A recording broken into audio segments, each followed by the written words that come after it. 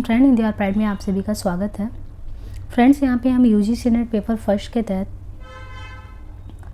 Teaching aptitude पे बात कर रहे हैं। तो देखिए, ऑफलाइन वर्सेस ऑनलाइन से जो क्वेश्चन आते हैं, जैसे स्वयं प्रभा मूक ETC से, तो ये पहले क्वेश्चन है कि स्वयं प्लेटफॉर्म पर आरंभ किए जाने वाले पाठ्यक्रमों का राष्ट्रीय समन्वयक कौन है। यानी जो स्वयं प्लेटफॉर्म है उस पर जो पाठ्यक्रम शुरू किए गए हैं उसका राष्ट्रीय समन्वयक कौन है, इसमें से है ना। National coordinator AICT NCERT NPTEL UGC। स्वयं का मतलब है stand waves of active learning for young aspiring minds, युवा आकांक्षी मन के लिए सक्रिय अधिगम का अध्ययन जाल। यह भारत सरकार द्वारा शुरू किया गया एक मुफ्त ऑनलाइन पाठ्यक्रम मंच है और इसको भारत के राष्ट्रपति द्वारा 9 जुलाई 2017 को आरंभ किया गया। स्वयं पहल को तत्कालीन मानव संसाधन मंत्रालय MHRD, अब शिक्षा मंत्रालय, भारत सरकार द्वारा डिजिटल इंडिया के तहत सभी को उन्नत शिक्षा और कौशल को कवर करते हुए वेब पाठ्यक्रमों में मुफ्त प्रवेश देने के लिए शुरू किया गया था। स्वयं को MHRD एवं ICTA द्वारा माइक्रोसॉफ्ट की मदद से विकसित किया गया, जिसमें NPTEL अभियांत्रिकी पाठ्यक्रम के लिए राष्ट्रीय समन्वयक है। HWAYAM शिक्षा के किन 3 मूलभूत सिद्धांतों को प्राप्त करने का लक्ष्य रखता है। यानी स्वयं के बारे में देखें, स्वयं aim to achieve which of the following 3 cardinal principle of education, quality, career and skills. तो देखिए यहाँ पे स्वयं का पूरा नाम क्या है। स्वयं का पूरा नाम है study waves of active learning for young aspiring minds.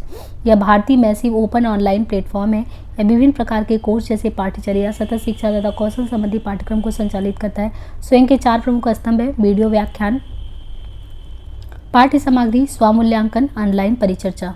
स्वयं शिक्षा के 3 मूलभूत सिद्धांत पहुंच, क्षमता तथा गुणवत्ता को प्राप्त करने का लक्ष्य रखती है। स्वयं प्रभा गुच्छ में कितने चैनल हैं? तो स्वयं प्रभा गुच्छ में कितने चैनल हैं? तो 32 हैं और 34। स्वयं प्रभा मानव संसाधन विकास मंत्रालय द्वारा शैक्षिक चैनलों का समूह है। स्वयं प्रभा गुच्छ में 24/7 आधारित उच्च गुणवत्ता शैक्षणिक कार्यक्रम के 32 से 34 चैनल है। इस कार्यक्रम का उद्देश्य देश में सभी शिक्षार्थियों को सर्वोत्तम गुणवत्ता वाली सामग्री निःशुल्क उपलब्ध कराना है।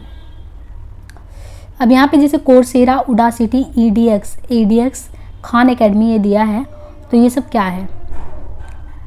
अब जैसे यहाँ पे कोर्सेरा ये है एंड्रयू एनर्जी, डापून कोलार, उडासिटी ये सेबेस्टियन थॉन, EDX ये अनंत अग्रवाल का है, खान एकेडमी सलमान खान।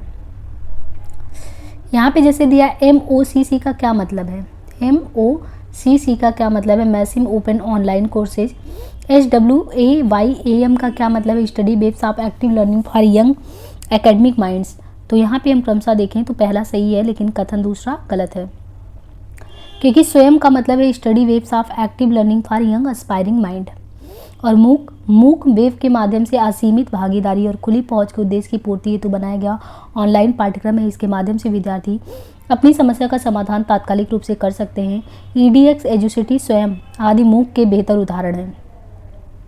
स्वयं क्या है? स्वयं भारत सरकार द्वारा शुरू किया गया एक डिजिटल कार्यक्रम है जो शिक्षा नीति के प्रमुख आधारभूत सिद्धांतों की पहुंच, क्षमता और गुणवत्ता को प्राप्त करने के लिए अभिकल्पित की गई है। इसका उद्देश्य वंचितों हेतु सर्वोत्तम शिक्षण संसाधन उपलब्ध कराना है। स्वयं डिजिटल डिवाइड को खत्म करना चाहता है। निम्नलिखित में से शिक्षण की उन रणनीतियों का चयन कीजिए जो अधिगमकर्ता केंद्रित है। साइबरनेटिक्स, श्रव्य दृश्य सहायक शिक्षण सामग्री की सहायता से दिया गया व्याख्यान, प्रश्न उत्तर सत्र, व्यवहारिक कार्य आधारित परियोजना, समूह चर्चा। तो देखिए साइबरनेटिक्स जो है, साइबरनेटिक्स और व्यवहारिक कार्य आधारित परियोजना अधिगमकर्ता केंद्रित शिक्षण रणनीतियाँ हैं। अधिगमकर्ता केंद्रित रणनीति वो होती है जिसमें अधिगमकर्ता की सक्रिय भागीदारी होती है तथा शिक्षण की भूमिका केवल सहायक की होती है। ऑनलाइन शिक्षण के निम्नलिखित कौन से प्रमुख अवरोध हैं? टेक्नोलॉजी, लीगलिटीज, वैधानिकता, स्टूडेंट कम्युनिटी, कल्चर या जेंडर। तो यहाँ पे हमें देखना है कि ऑनलाइन शिक्षण में तकनीक, संस्कृति और लिंग प्रमुख संप्रेषण अवरोध है। कक्षा शिक्षण में ICT हस्तक्षेप का उद्देश्य परिणामों को प्रोन्नत करना तथा उन्हें अधिकतम बनाना होता है। दूसरा दिया है कि स्वयं तथा MOOCs आदि जैसे अधिकतर ऑनलाइन विधियों में रूढ़िवादी शिक्षण अधिगम प्रणाली के प्रभावी अनुपूरक बनने की संभावना होती है। दोनों में से हमें देखना है कि कौन सा सही है। तो देखिए ICT संचार तकनीक को बढ़ाता और शिक्षण अधिगम प्रक्रिया पूर्णतः संचार आधारित प्रक्रिया है। ICT नई शिक्षण विधियां उपलब्ध कराता है ताकि तकनीकी की सहायता द्वारा शिक्षण प्रक्रिया का विकास और प्रोन्नत हो सके। शिक्षा से संबंधित कई ऑनलाइन प्लेटफॉर्म की शुरुआत हुई है, जैसे स्वयं तथा मूक। ये शिक्षा की रूढ़वादी शिक्षण अधिगम प्रणाली को तोड़ती हैं, जो केवल कक्षा तक सीमित थी। स्वयं पोर्टल पर कक्षा 9 से परास्नातक तक विद्यार्थियों के लिए अधिगम सामग्री उपलब्ध है, जिसे विद्यार्थी इंटरनेट की सहायता से कभी भी कहीं भी किसी डिजिटल डिवाइस की सहायता से अधिगम प्राप्त कर सकता है। डिजिटल एनसीईआरटी में देखिए नेट, स्वयं प्रभा, एनडीएल, स्वयं। यहाँ पे देखिए जैसे एनएडी है, तो ये सभी प्रकार के अकादमिक प्रावधान तथा सर्टिफिकेट, डिग्री आदि का 24/7 ऑनलाइन स्टोर हाउस है। स्वयं प्रभा राष्ट्रीय चैनलों के माध्यम से शैक्षणिक की कंटेंट के प्रसारण हेतु उपग्रह संचार प्रौद्योगिकियों का उपयोग। एनडीएल सभी डिजिटल पुस्तकालय जो विभिन्न प्रकार के डिजिटल कंटेंट के बारे में जानकारी संग्रहित करते हैं। स्वयं क्या है? स्कूली शिक्षा और उच्च शिक्षा हेतु विभिन्न ऑनलाइन पाठ्यक्रम मुहैया कराता है। भारत सरकार की एक पहल है, स्वयं भारत सरकार की एक पहल है जिसका उद्देश्य नागरिकों को सामर्थ्य के अनुसार और गुणवत्तापूर्ण शिक्षा मुहैया कराना है। स्वयं का उद्देश्य किशोरियों के बीच शिक्षा और स्वास्थ्य को बढ़ावा देना है। तो क्रमशः में ये देखना है कि जो स्वयं है, ये स्वयं भारत सरकार की एक पहल है जिसका उद्देश्य नागरिकों को सामर्थ्य के अनुसार और गुणवत्तापूर्ण शिक्षा देना है। स्वयं का उद्देश्य केवल शिक्षा को बढ़ावा देना है, किशोरियों के स्वास्थ्य को बढ़ावा देना नहीं, अतः कथन दूसरा गलत है। स्वयं भारत सरकार द्वारा चलाए जाने वाले सबसे विस्तृत ऑनलाइन कार्यक्रम जिसके तहत कक्षा 9 से परास्नातक के बच्चों को विभिन्न विषयों में ज्ञान देना है। स्वयं पोर्टल के अंतर्गत वर्तमान में 8 कोऑर्डिनेटर हैं जो सामाजिक विज्ञान, शिक्षा शास्त्र, शोध आधारित मेडिकल इंजीनियरिंग के अलावा 9 से 12 तक की निम्न कक्षाओं के विषयों की ऑनलाइन सामग्री भी उपलब्ध कराते हैं। एमएचआरडी स्कीम, एमएचआरडी जो है ये स्कीम योजना विद्वान किस पर लक्षित है? प्रदत्त आधार और राष्ट्रीय शोध नेटवर्क का निर्माण पे, ई संसाधन उपलब्ध कराने पे, या शिक्षकों के बीच उद्यमशीलता को प्रोत्साहित करने के लिए, शिक्षकों को राष्ट्रीय प्रोफेसरी प्रदान करने के लिए। तो प्रदत्त आधार और राष्ट्रीय शोध नेटवर्क का निर्माण करना एमएचआरडी की विद्वान योजना के तहत एक ई लर्निंग प्लेटफॉर्म की स्थापना की गई है। यह मुख्यतः शोध छात्रों, शिक्षण संस्थानों, नीति निर्धारकों के लिए उपयोगी है।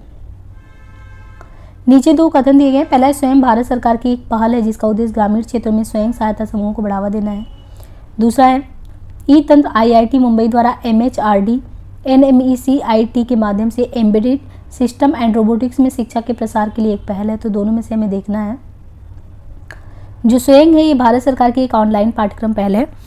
ई यंत्र आईआईटी मुंबई द्वारा एमएचआरडी एनएमईसीआईटी के माध्यम से एम्बेडेड सिस्टम एवं रोबोटिक्स में शिक्षा के प्रसार के लिए एक पहल है।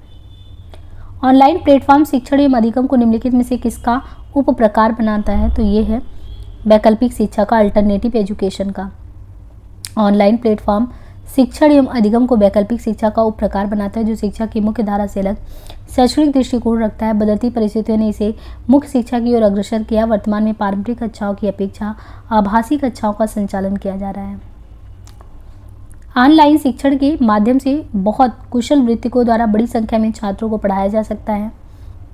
ऑनलाइन शिक्षण ऑफलाइन शिक्षण की तुलना में छात्रों में आलोचनात्मक सोच के विकास में मदद करते हैं।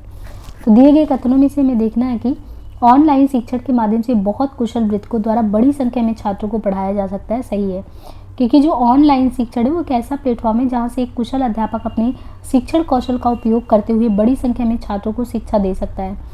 तर्क है, ऑनलाइन शिक्षण ऑफलाइन शिक्षण की तुलना में छात्रों में आलोचनात्मक सोच के विकास में मदद करता है। सही नहीं है, क्योंकि ऑफलाइन शिक्षण में शिक्षक छात्र के बीच सीधा संवाद होता है, जबकि ऑनलाइन शिक्षण माध्यम से ऐसा नहीं है। इसी कारण ऑनलाइन शिक्षण में छात्रों के अंदर आलोचनात्मक सोच का विकास नहीं हो पाता। निम्नलिखित में से कौन सा अनुदेशात्मक अभिकल्प भारत सरकार द्वारा शुरू किए गए SWAYA स्वयं में शामिल नहीं है? तो कौन सा नहीं है? भौतिक अंतःक्रिया द्वारा। AICT यानी अखिल भारतीय तकनीक शिक्षा परिषद तथा मानव संसाधन विकास मंत्रालय MHRD द्वारा माइक्रोसॉफ्ट की मदद से स्वयं पोर्टल को तैयार किया गया है, जो कि एक ऑनलाइन एजुकेशन पोर्टल है।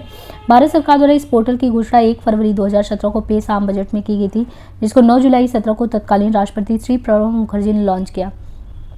स्वयं पोर्टल पर उपलब्ध पाठ्यक्रम के 4 भाग हैं: वीडियो व्याख्यान, ई ट्यूटोरियल, खास तौर से तैयार की गई अध्ययन सामग्री या ई कंटेंट जो कि डाउनलोड और मुद्रित की जाती है, परीक्षा तथा प्रश्नोत्तरी के माध्यम से स्वमूल्यांकन परीक्षा तथा अंतिम संख्याओं के समाधान के लिए ऑनलाइन विचार विमर्श अर्थात चर्चा मंच। भारत सरकार द्वारा शुरू किए गए स्वयं का अनुदेशात्मक अभिकल्प क्या है? ई ट्यूटोरियल, ई कंटेंट, आकलन, विमर्श मंच, कक्षागत शिक्षण।